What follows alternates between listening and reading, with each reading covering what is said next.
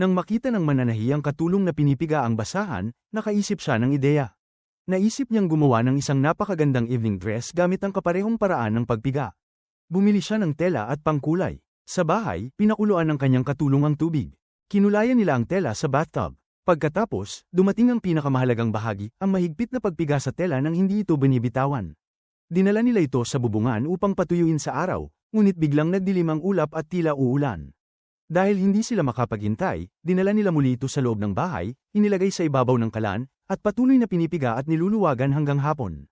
Nang sa wakas ay binuksan nila ito, ang mga tiklop ng tela ay eksaktong gaya ng nais ni Ana. Sinunod ang pagputol na siya niyang talento. Hindi na kailangan ng komplikadong pananahi kaya natapos agad ang damit pagsapit ng gabi.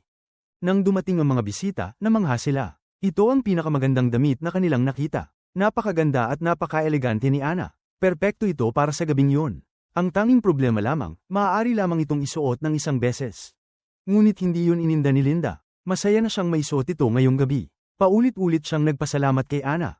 Pagkatapos, humingi si Ana ng pabor. May isang lalaking naroon sa kasiyahan na nagngangalang Lupio, at maaari nitong matulungan mailigtas ang ina ni Ana mula sa lugar na may digmaan. Pumayag si Linda at umalis na may ngiti. Kalaunan, dumating ang kapitbahay ni Ana na si Felix.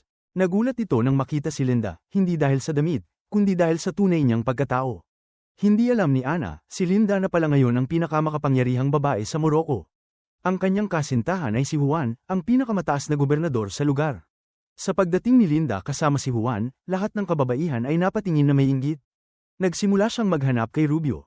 Noong una, tumanggi si Rubio na tumulong, ngunit nang malaman niyang si Linda ay kasintahan ni Juan, nagbago ang isip niya. Gayunpaman, napakalaki ng halagang kailangan mula sa Madrid, ayon kay Linda. May konting pera si Ana, ngunit nakalaan yun pambayad sa hotel. Pumunta siya sa hotel upang ipagpaliban ang bayad, ngunit tumanggi ang mga ito. May mga patakaran daw sa mundo, may ina siya, pero sila ay may negosyo.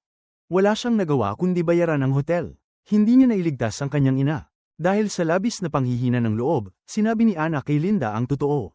Lumaki silang mag-ina sa kahirapan sa ghetto. Inakala niyang dahil dito ay matatapos ang kanilang pagkakaibigan, ngunit hinawakan ni Linda ang kanyang kamay at nangakong tutulungan siya.